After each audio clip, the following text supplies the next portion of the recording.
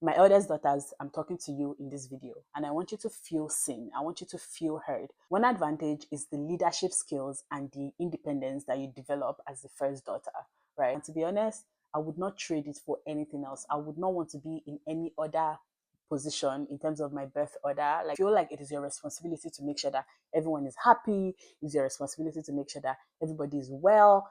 You want to always be in control of everything. Hit it with the bag, yeah. Put it on the tab. Don't know how to act, yeah.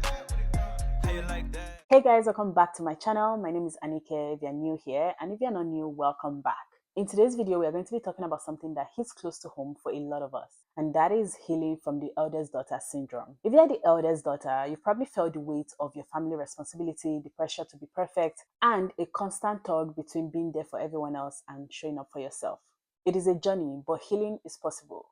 Being an eldest daughter myself, I want to share some thoughts and tips that have helped me, and hopefully they will help you too. Before we even go into this, what exactly is an eldest daughter syndrome? I know, like, this is not necessarily a disorder or a psychological issue or anything like that, but it is something that exists and needs to be acknowledged. So, what is it? Eldest daughter syndrome describes the unique experiences and challenges of the firstborn daughter or the oldest daughter. So, let's acknowledge this weight that you've been carrying. Being the eldest daughter often means being thrown into responsibilities even before you're ready. You're usually the go-to person for advice. You're the go-to person for decisions around the house. You're the go-to person to take care of your siblings. Okay? If you're from an African background, you probably know that a lot of time the eldest child is usually the example, is usually the scapegoat. The eldest child is usually the scapegoat. Okay? They would put you in situations, they will put you in environments where they're just like, figure it out. And when you figure it out, come and teach that. Whatever you have figured out, come and teach it to your siblings. If you're the eldest, you probably can relate to this, right? Where you're just expected to just figure it out. I remember when I came to Canada, right? One thing my parents would always say is, don't forget the child of who you are. In Yoruba, má gbàgbé ọmọ ẹni tó ń ṣe, right? And be a good example. You have to set a good example for your siblings. You cannot just misbehave. They are not expecting any bad behavior from you, okay? Even though you are human and you can make mistakes, and it's okay to make mistakes, but you dare not, I repeat, you dare not make mistake as the eldest child in an African home. I'm not saying this to say that our parents are mean or they were not gentle with us or they were not kind with us. I'm just saying that there's just this expectation from the eldest child that is not necessarily placed on the younger ones, right? And to be honest, it's okay to accept our feelings. It's okay to accept that, yeah, maybe this was hard on us sometimes. Maybe they could have been gentler with us. It's okay, and it's also okay for our parents to realize that they did not necessarily do anything wrong. It's just the nature of things, I guess. It's just the expectation from our surrounding, from our, cultural background. It's just what it is, right? It's not something that is necessarily like done to harm you as the eldest daughter in any way, but just what the society and the cultural norm expect from the eldest child, right? So this video is not about blaming parents or making parents feel bad, but really acknowledging the firstborn daughter, the first daughter, the eldest daughter's feelings and emotions, and letting them feel seen and heard. So if you're a parent watching this, don't take it personal. Okay?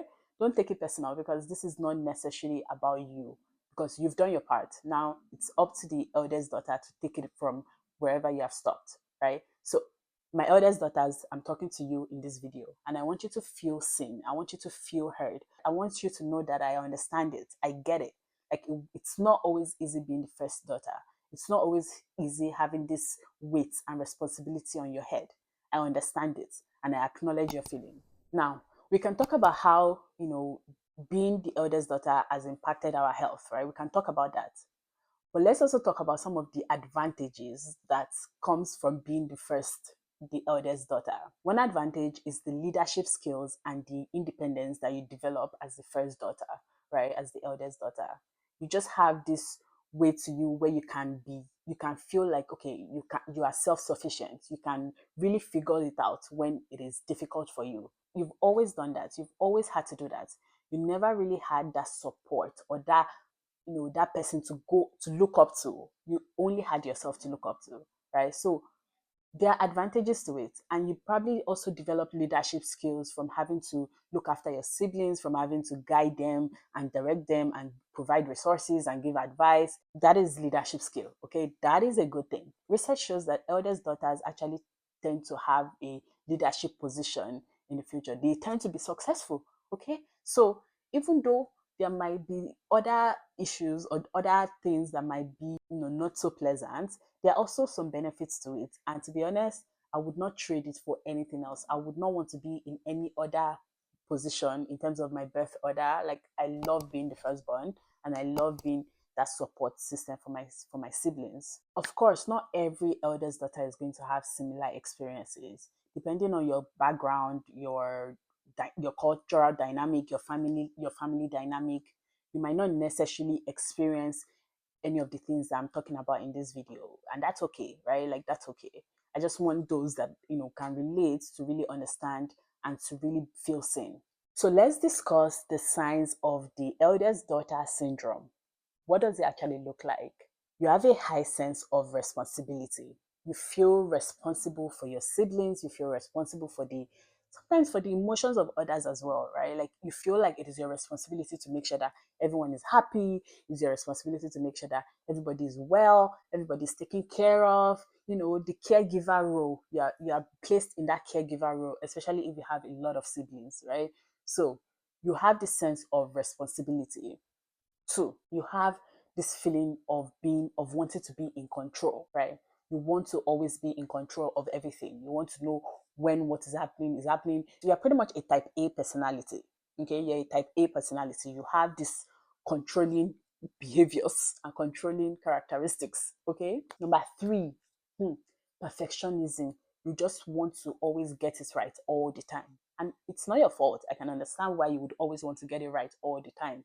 Like, being the eldest daughter, you are expected to set examples for your younger ones. So when you are in that headspace, you really cannot afford to make mistakes, because when you make mistakes, it can come off as, you are setting bad examples when you're just being human, right? So people pleasing behaviors.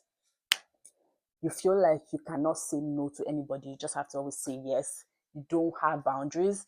You just always say yes to what anyone wants you to do. You're just always ready to just be at other people's command or demand. You're just always available. You're just always ready to say yes to people. Don't judge yourself too hard, right? This is just a thing based off of your birth order. That's now the personality that you have taken on. The next one is putting other people above yourself. Kind of like an example of people pleasing. You really place other people at a higher standard to yourself, where you can almost sacrifice your needs, your wants, your desires, just because you want to make someone else feel better or feel good. You would really sacrifice yourself for someone else. And then another way to know if you have this syndrome is when you have anxiety and depression.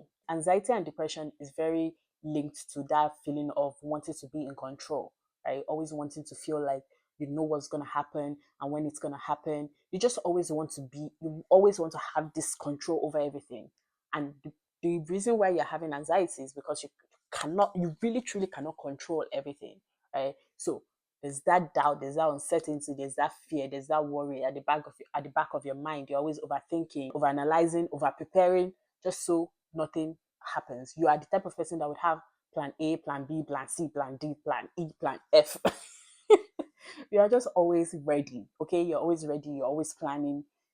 Yeah, that's who you are, right? And that can trigger or cause anxiety and depression.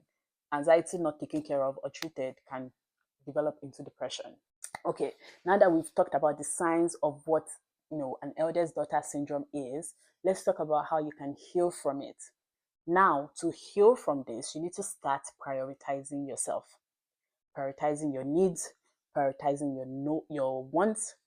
If there's something, again, it is important that you know yourself. So if maybe you can't prioritize yourself because you don't know yourself, you don't know what you want, you don't know what you need, start by getting to know yourself. Take yourself out on solo dates. Do things just because they will benefit you and not because it will benefit someone else. Start to prioritize yourself. Ask yourself questions. The way you would get to know someone else, start doing that for yourself. What do I need? What are my values? What do I want? What do I like? Get to know that about yourself. And that would really help you to love yourself and accept yourself. And also, there's this saying that you cannot pour from an empty cup. So you need to fill yourself up. In fact, be overflowing, okay? So you can give from your overflow instead of giving from your depleted point, right? So give from your overflow rather than your depleted point. The second thing I would say to help you heal is by practicing self-care. What does self-care look like to you? Is that exercising regularly? Is that journaling? Is that practicing mindfulness? What exactly does self-care look like for you? If self-care is about shopping, sure, if you can afford it, shop for yourself, right? If self-care is about getting your nails done, getting facials, going to the spa, if you can afford it, do that. But again, self-care does not need to equal spending money. Sometimes it might just be just sitting in that silence, sitting in that stillness, and just breathing and breathing to every part of your body. Breathe to your legs, to your hands, to your chest, to your belly. Just really be in the moment and be with yourself and be okay with yourself. Be loving towards yourself. Be gentle with yourself. These are ways that you can practice self-care. The next thing I would say is to lean on your support system. I can imagine as the first daughter or the eldest daughter, you probably find it difficult to ask for help. This time, you really need to learn how to depend on someone else. Enough of you being self-dependent. You know the saying of, oh, I got it, I can do everything, I'm independent. Enough of that. Like that is just suffering. Okay? That is suffering. Accept help. Actually ask for help. Ask for what you need. Don't be ashamed because your needs matter. Again, we're prioritizing ourselves. Your needs matter. So open your mouth and ask for what you need. If you need support, ask your support system. That's why you have people around you. It is so important that you build a community of people where there's giving and there's receiving. It's not always about you giving and giving.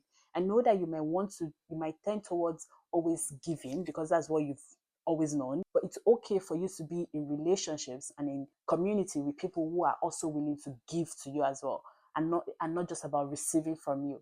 Like you need to be able to pour into each other, right?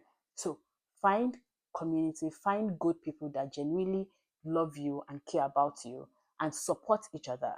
Ask for help when you need help, and don't just be I got it, I can figure it out. Don't be that type of person. It's just unnecessary suffering and struggle. I promise you, it's not necessary. Next is setting boundaries. You need to learn how to set boundaries. I don't believe in canceling people or ghosting people. I don't believe in that. Okay, like however, I believe in setting boundaries and placing people where they want to be in your life or where they need to be in your life. Not everybody needs to be your friend. Not everybody needs to be your best friend. So set boundaries, put people where they have shown that they need to be in your life. You don't have to be everybody's my best friend, everybody's my friend kind of energy. You will get burnt out. You will wear yourself out if you're always in that constant state of I need to be everything to everybody. Set boundaries, know your values. When your values are being crossed or where your boundaries are being crossed, take a step back and reassess that relationship. Not cancel them, not ghost them. Forgive people. Okay, I believe in forgiving people, but reassess and readjust where they fall in your priority list, maybe. Finally, know when to seek help. We already talked about how, like, being the eldest daughter, you might or you are prone to having anxiety or depression. So, know when to seek help when you find that you are struggling maybe with anxiety or depression. Talk to therapists, you know, actually, if you can afford it, pay a therapist, okay? If you cannot, there are a lot of self-help books out there.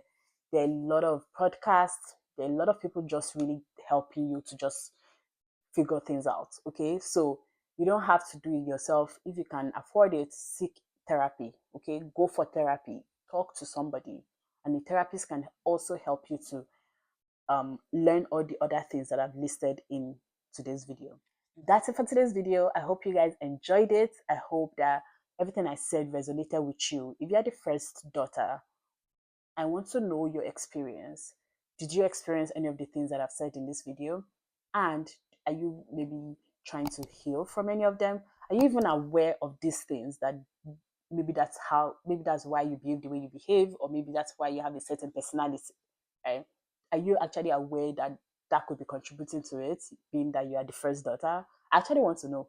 What do you guys think? Leave a comment in the comment box below. I want to hear your thoughts. Don't forget to like, share, subscribe, and turn on your post notification bell, because when I post, you'll be able to know that I have posted and you can come and watch my videos in no time. Okay? Thank you so much for watching, and I'll see you in my next one.